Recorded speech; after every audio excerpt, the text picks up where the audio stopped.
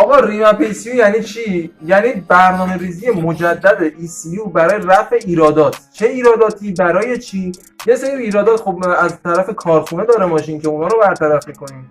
و یک سری ایرادات هستش که ماشین از یک کشور دیگه وقتی میاد وارد یک کشور جدید میشه تحت شرایط جغرافیایی به خاطر شرایط آب و هوا، فاصله از سطح دریا و کیفیت بنزین به اون مشکلات می‌خوره که با ریمپ ایسیو این مشکلات کامل برطرف میشه. از دلایل دیگه ریمپ ایسیو کاستوم کردن یا همون شخصی سازی کردن برنامه ایسیو برای مشتریه. طبق قوانین فیزیک ما هر چقدر از سطح دریا فاصله میگیریم و بالا میریم یه مقداری از غلظت هوا یعنی از دانسیته هوا اصطلاحاً که تو انگلیسی بهش میگن ایر دنسیتی کاسته میشه.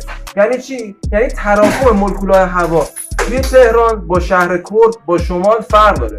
پس ما بیشترین تراکم هوا یا دانسیته هوا رو ما لب دریا داریم و کمترین دانسیته هوا رو توی ارتفاعات داریم. پس در نتیجه این قضیه هم روی ریمپ ایسیو تاثیر میذاره، چرا که مقدار هوای ورودی توی شهرهای مختلف تغییر میکنه. چرا کارخونه خودش ریمپ نمیکنه؟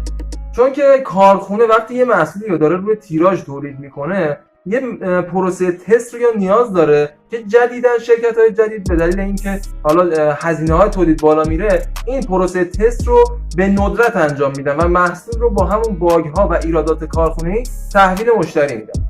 مراحل ریمپ ایسیو: 1. خواندن یا همون رید گرفتن برنامه ایسیو.